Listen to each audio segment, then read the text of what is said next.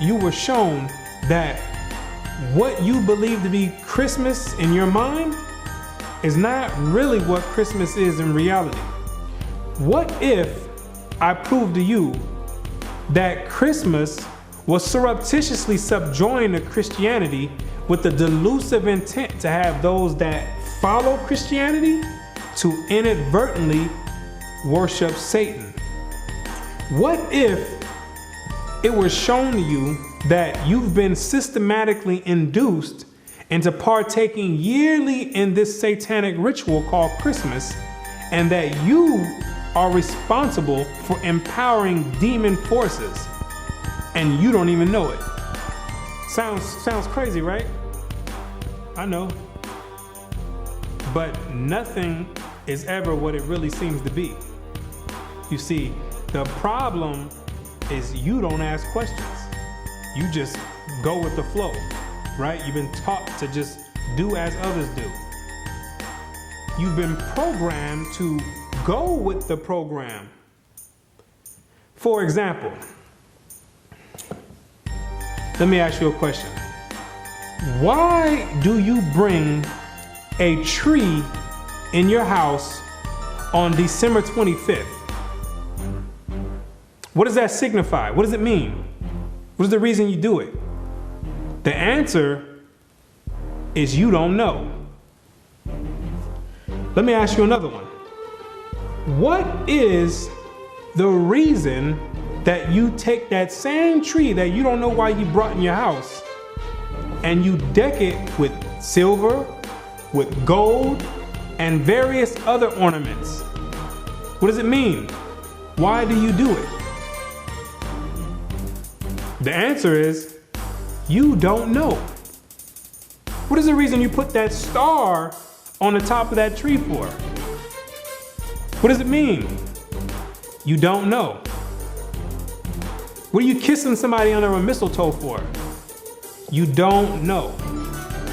So now, with that being said, what you need to do is sit down and lend me your ear for a few minutes so you can understand why you do these things. You can get the origin of these things, and then you can consciously decide if you want to continue doing it or if you want to do away with it. Because you have been naively beguiled into worshiping Satan, and I'm going to show you exactly how Satan infiltrated Christianity with Christmas.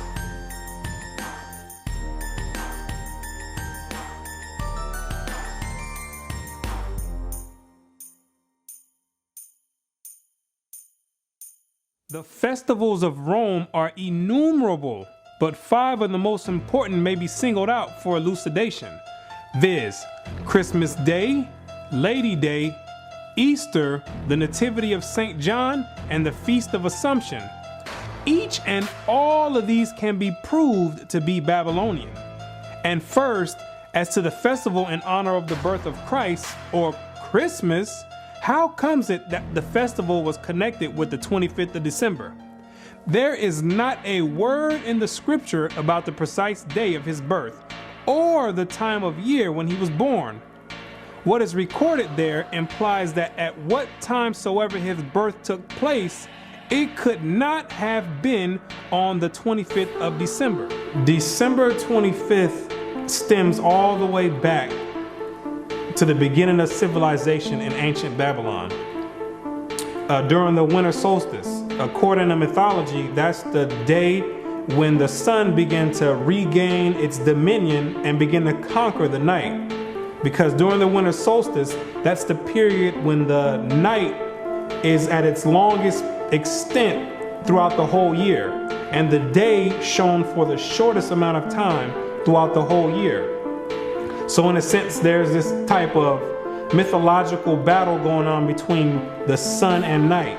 So what succeeded the winter solstice was a gradual increase of the sun going from its lowest point all the way up until the summer solstice, where it goes into its highest point.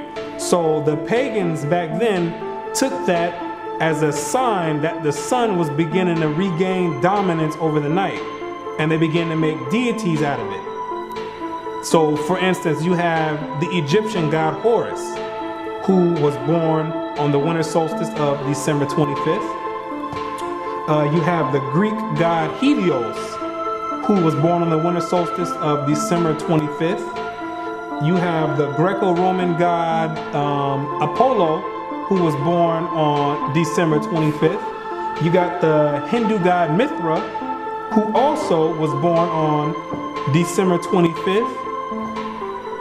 And you got the demon of all demons, the deity named after Nimrod, Baal, who after Nimrod's death, he was deified by his mother Semiramis and turned and claimed that he became the sun god. He also was born on December 25th. The scholars know, and all the elite know, that December 25th has always been used as a pagan day to conjure up spirits and demons. It's always been used that way. So now what they did was take the Bible and infiltrate it and then put the name Christ over it and got the whole world conjuring up spirits and empowering demons on December 25th, when it has nothing to do with the birth of Christ at all. At the time that the angel announced his birth to the shepherds of Bethlehem, they were feeding their flocks by night in the open fields. Now, no doubt the climate of Palestine is not so severe as the climate of this country, but even there, though the heat of day be considerable, the cold of the night from December to February is very piercing, and it was not the custom for the shepherds of Judea to watch their flocks in the open fields later than about the end of October. What the Bible does say is that during the time of Christ's birth, the shepherds were outside feeding the flocks and grazing them by nighttime. And anybody in their right mind will tell you that there's no way shepherds are going to be outside in the dead of winter grazing flock in the blistering cold. The Bible does not substantiate a winter birth, because there's no way the shepherds would be outside grazing flock in the dead of winter when it's blistering cold. I stay in Florida where they have mild winters, and there's no way, even in the wintertime, I'm gonna be outside in the middle of the night grazing the flock, and I have sheep. There's no way I'm gonna go out there and be grazing the flock. They're gonna have to wait until the morning. At the birth of Christ, every woman and child was to go to be taxed at the city whereto they belonged, whether some had long journeys, but the middle of winter was not fitting for such a business, especially for women with child and children to travel in. Therefore, Christ could not have been born in the depth of winter. And during the time of Christ's birth, Mary and Joseph had to go back to their city to be taxed. The Romans had set up publicans all throughout the land of Israel to have the Israelites come and pay tribute to them. And there's no way in the world that the Romans would have set up a taxation time during the dead of winter, because back then they didn't have cars and stuff where you can jump in with a heater. People had to walk and had to go out however means necessary, but they didn't have heaters with them. So in the dead of winter, when it's blistering cold, that would not be a beneficial and an appropriate time to have people come all the way back to get taxed in their own cities. Zondervan Bible Compact Dictionary. Christmas, the anniversary of the birth of Christ, and its observance celebrated by most Protestants and by Roman Catholics on December 25th, by Eastern Orthodox churches on January 6th, and by the Armenian Church on January 19th. The first mention of its observance on December 25th is in the time of Constantine, about AD 325.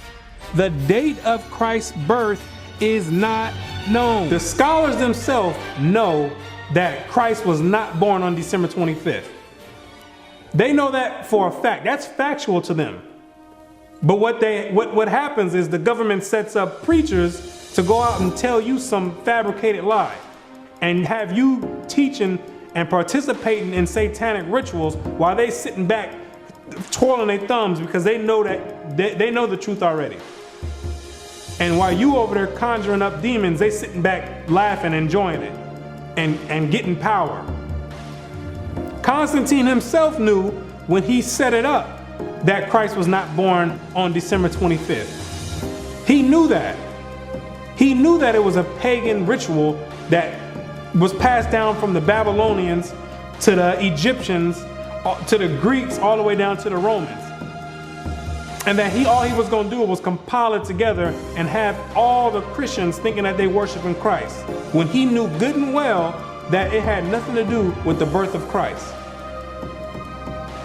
The governmental system today knows that it has nothing to do with Christ, but they're not going to say anything. They write it in the books, but they're not going to say anything because you are conjuring up spirits and giving power to the demonic forces that rule the earth. How then did the Roman Church fix on December the 25th as Christmas Day? Why thus, long before the 4th century and long before the Christian era itself, a festival was celebrated among the heathen at that precise time of the year, in honor of the birth of the son of the Babylonian Queen of Heaven. During the time of the Romans, they had a celebration during the same time of the year in December called the Saturnalia, where they would walk around and give each other gifts, sing songs, and have a bunch of orgies, a freak fest. It started out with 2 days, from December 17th to December 19th. Then it was extended to a week. So the Romans of antiquity were already celebrating Christmas before they knew anything about a Christ. The difference is they were celebrating and worshiping the Babylonian god Nimrod, reincarnated as Tammuz. They changed the name to Saturn. It's the same god, deified as the sun god. And they was paying homage and worshiping him at that time, before they had heard anything about a Christ. And if you know anything about history, Rome is the one who branched off and gave everyone their religion. Rome, that's where your Christian church comes from. That's where your Catholicism comes from. The Protestants, the Baptists, all those stem from pagan Rome. And that's where you get your Christmas from. They were celebrating Christmas before they heard anything about a Christ. They was already celebrating Christmas. And it may fairly be presumed that in order to conciliate the heathen and to swell the number of the nominal adherents of Christianity, the same festival was adopted by the Roman Church, giving it only the name of Christ. This tendency on the part of Christians to meet paganism halfway was very early developed. During the time of the Roman Emperor Constantine, Christianity had already been hijacked already. So Constantine had a diabolic plan to gain converts and to have all people come together under Christianity. But a lot of the pagans of Rome didn't want to come under the guidelines of Christianity at that time. So Constantine devised a plan and said, you know what? Don't worry about it. You like that Saturnalia? You don't have to give that up. We're going to incorporate that together with Christianity, and we're going to call it Christmas. So therefore, we can have the best of both worlds. We can have you still worshiping the god of Saturn, but all we'll do is we're going to put the face of Christ over it. And when the pagans heard that, they're like, well, we're on board then. If we can still continue to do Saturnalia, then we have no problem joining forces with the Christians. Because Saturnalia was the way that Christmas is celebrated today. That's how large of a scale Saturnalia was. It was the most prominent festival of the Romans back then. And we find Tertullian, even in his day, about the year 230, bitterly lamenting the inconsistency of the disciples of Christ in this respect, and contrasting it with the strict fidelity of the pagans to their own superstitions. By us, says he, who are strangers to the Sabbaths and new moons and festivals once acceptable to God, the Saturnalia, the Feast of January, the Brumalia, and matronalia are now frequented. Gifts are carried to and fro. New Year's Day presents are made with din, and sports and banquets are celebrated with uproar. Oh, how much more faithful are the heathen to their religion, who take special care to adopt no solemnity from the Christians. Upright men strive to stem the tide, but in spite of all their efforts, the apostasies went on till the church, with the exception of a small remnant, was submerged under pagan superstition. Christianity had already been infiltrated heavily by Satan. They already started changing the day of worship. They switched it from the Sabbath day, which is Friday sundown to Saturday sundown, and they changed it to Sunday. The Romans did, another pagan day. The Most High commanded to worship on the Sabbath day, and that's what they did, the Israelites did during the time of Christ, pre-Constantine. And they end up changing it and adding pagan days to it, which is Sunday, the worship of the sun. They had already started switching up the doctrines, and there was a few good men that were actually left that upheld the actual true doctrine of Christ in its true essence. And after a while, so much paganistic rituals and customs flooded in Christianity that the men who actually upheld the original doctrine, they ended up getting flooded out because the pagans already overflowed the Christian church. That Christmas was originally a pagan festival is beyond all doubt. The time of year and the ceremonies with which it is still celebrated prove its origin. In Egypt, the son of Isis, the Egyptian title for the Queen of Heaven, was born at this very same time, about the time of the winter solstice. The very name by which Christmas is popularly known among ourselves, Yule Day, proves at once its pagan and Babylonian origin. Yule is the Chaldee name for an infant or little child, and its 25th of December was called by our pagan Anglo-Saxon ancestors Yule Day, or the Child's Day, and the night that preceded it, Mother Night, long before they came in contact with Christianity. That sufficiently proves its real character.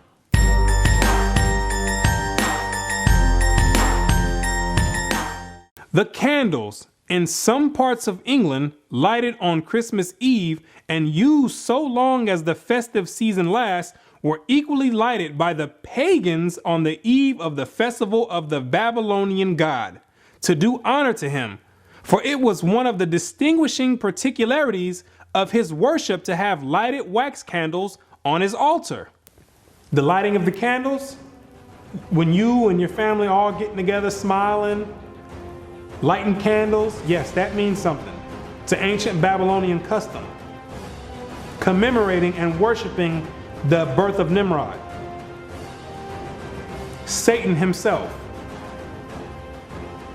See, people think these customs just popped up out of thin air when they've been around all the way since the beginning of time. And they have overflowed and found their way and crawled their way down into modern day society today. It's the same customs, just being repeated and another name masked over it.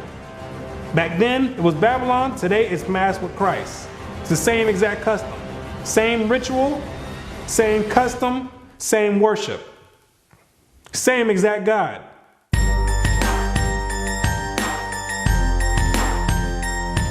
The Christmas tree.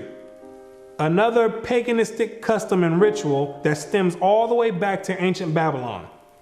It's the same exact God that worked his way all the way through and made his way all the way up to Christianity. It's the same exact deity. Most Christians don't even know that the Christmas tree is in the Bible. God condemns dealing with the Christmas tree. It's an abomination. He tells you not to deal with it. Any Christian that has read the Bible, the reason you don't know it's in the Bible because you've never read the Bible. Most Christians never read the Bible. Because if they did, they would know they're not supposed to be dealing with a Christmas tree or any other type of tree, putting ornaments and putting presents underneath it. You would know that it was an ancient custom and a heathenistic custom and a paganistic custom and a satanic worship and Luciferian doctrine. Jeremiah 10 and verse 1. Hear ye the word which the Lord speaketh unto you, O house of Israel. Thus saith the Lord, learn not the way of the heathen, and be not dismayed at the signs of heaven, for the heathen are dismayed at them. For the customs of the people are vain. For one cutteth a tree out of the forest, the work of the hands of the workmen with the axe. They deck it with silver and with gold. They fasten it with nails and with hammers, that it move not. The Christmas tree, now so common among us, was equally common in pagan Rome and pagan Egypt. In Egypt, that tree was the palm tree. In Rome, it was the fir. The palm tree denoting the pagan Messiah as Baal Tamar, the fir referring to him as Baal Berith. The mother of Adonis, the sun god and great mediatorial divinity, was mystically said to have been changed into a tree. So early Rome denoted the palm tree as Baal Tamar and the fir tree as Baal Berith, which when you understand anything about religious origin, you'll know that these are all the same gods. They stem from the same gods back in ancient Babylon, the worship of Nimrod, reincarnated after he died when he was deified by his mother Semiramis.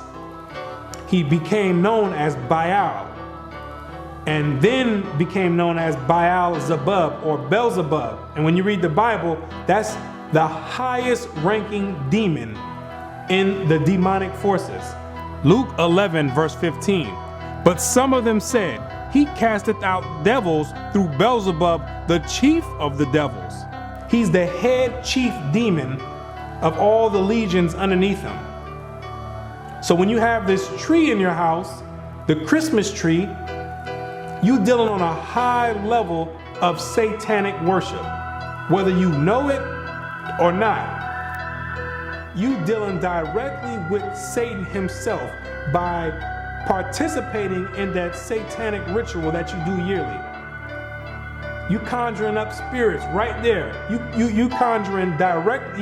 That tree is the direct porthole to Satan himself, the Beelzebub. The Christmas tree, as has been stated, was generally at Rome a different tree, even the fir. But the very same idea as was implied in the palm tree was implied in the Christmas fir. For that covertly symbolized the newborn God as Baal Berith, Lord of the covenant, and thus shadowed forth the perpetuity and everlasting nature of his power. Not that after having fallen before his enemies, he had risen triumphant over them all. Therefore, the 25th of December, the day that was observed at Rome as the day when the victorious God reappeared on earth and held at the Natalis Invictus Solis, the birthday of the unconquered sun. Now the Yule log is the dead stock of Nimrod, deified as the sun god, but cut down by his enemies. The Christmas tree is Nimrod redivivus, the slain god come to life again. So the Yule log is representation of Nimrod being chopped down, his death. Then you put the Yule logs into the fire. Most people don't do that part of the ritual because most don't have a fireplace to put it in.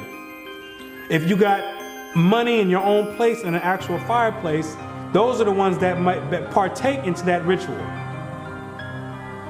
Then after that Yule log gets burnt, then on Christmas Day represents the reincarnation of Nimrod, which is the tree, the Christmas tree with the presents underneath it, because the legend has it that after Nimrod was reincarnated, he'd come in the nighttime and leave presents underneath the tree. So it's a whole ritual that's being done, and you don't have any idea why you're doing it. You're completing a whole satanic ritual, and you have no idea why you're doing it. You're getting socially programmed to partake in this demonic custom, and you have no idea why you're doing it. So the hypnosis starts right after you finish at the end of November. And you get bombarded with all type of Christmas carols and Christmas movies and lights, different colors.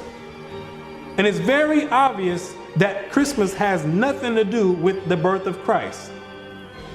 Because every store you go to Walmart, Walgreens, all you're gonna hear is Rudolph the Red-Nosed Reindeer. What does that have to do with the birth of Christ?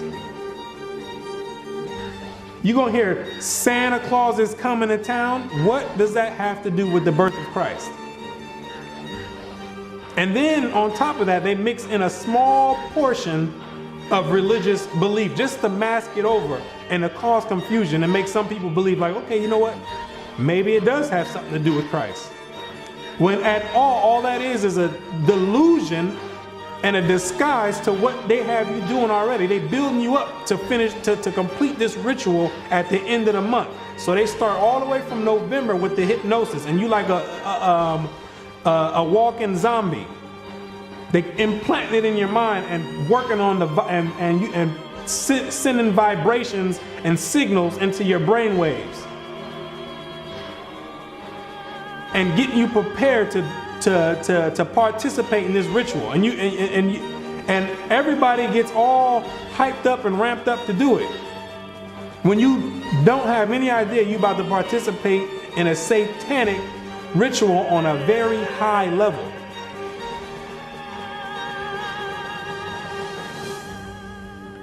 And Christians talking about they're gonna put the Christ back in Christmas. How you gonna put the Christ back in Christmas when Christ was never in Christmas?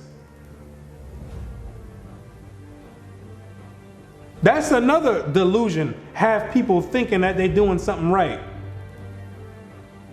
Trying to have people rationalize in their mind for the reason that they're about to go do this ritual. Well, maybe I could just say it's the worship of Christ. No, it's not the worship of Christ. It has nothing to do with Christ, and it's self-evident.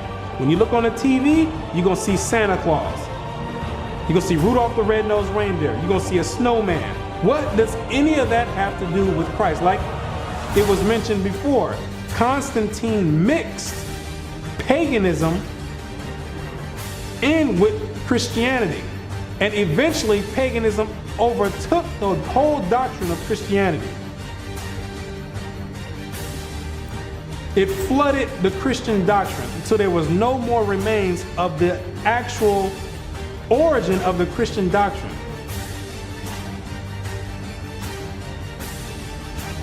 That's essentially what happened. And now you left doing satanic worship. That's how clever Satan is. He done slid his way all the way into Christianity, and nobody would ever take the time to look and say, you know what, let me find you. Everybody looking for Satan somewhere else. Maybe Satan over here. When Satan got his home base and headquarters right in Christianity. He got everybody deceived. Revelations 12 verse 9. And the great dragon was cast out, that old serpent called the devil and Satan, which deceiveth the whole world. When he operating right there in Christianity, no holds barred. He got you celebrating. He got you celebrating Christmas, Thanksgiving, Easter, Valentine's Day, all Babylonian customs, satanic worship, rituals on a high demonic level. Now, and with that said, most people are still going to go and participate in that ritual. With everything being said, and they're gonna try to rationalize it in their mind and make an excuse and try to say, oh, well, I'm doing it because of the family. No, you're not doing it. You're doing it is because they've been tampering with the brain waves, and they make it to where you think that you have to do this ceremony, or people gonna look at you crazy. They start softening you up with Christmas carols. Everybody start acting funny around the Christmas time. All of a sudden, everybody's in this giving mood. and nice and want to give hugs and kisses. Why? Because they socially and they're psychologically programming you to act that way. And to give. They preparing you slowly to get ready to partake in this ritual that you will do at the end of the month. December 25th, faithfully, you're gonna go, you're gonna sit down with your whole family and open up presents, and you're gonna be doing it in the name of Satan, disguised as Christmas or the worship and the birth of Christ, when it has nothing to do with that at all. Everybody getting all nice and friendly for the holiday season. What about the rest of the months? Why nobody's friendly then? Because Christmas is on a high demonic level. And the elite know that, and they got you partaking in it. Like I said, most people are still gonna go do it, and that's fine. If you want to go and celebrate Christmas and worship Satan directly on a high level, I have no problem with that. That's your prerogative. I don't have a problem with it. But the Most High God, He has a problem with it. Because you can live it up all you want, have as much fun, crack open as many gifts as you want, decorate as many trees, put as many stars on the top of the trees, kiss as many people under the mistletoe all you want. You can do that for your whole life. That don't got nothing to do with me. But once you enter into the grave and your spirit goes back to the Most High, you got to stand and face Him yourself. And I can tell you right now, you don't want to face Him and you've been celebrating and worshiping Satan. Hebrews 10 verse 31. It is a fearful thing to fall into the hands of the living God, because you're going to have to answer for it. You're going to have to sit there and answer for it. Every action and every deed that you've done, you're going to have to answer for it. I'm not going to have to answer for it. I got to answer for myself. 2 Corinthians 5 verse 10. For we must all appear before the judgment seat of Christ, that everyone may receive the things done in his body according that he have done, whether it be good or bad. So with that being said, if you're going to continue worshiping and celebrating Christmas, so be it. But to those that have an ear, let them hear. And you'll come out of that. And you won't be a partaker of the loophole in the system. And you'll come out of the matrix. So, with that being said, now you know exactly what the origin of Christmas is and these rituals that you're participating in. And you know exactly how Satan infiltrated Christianity with Christmas.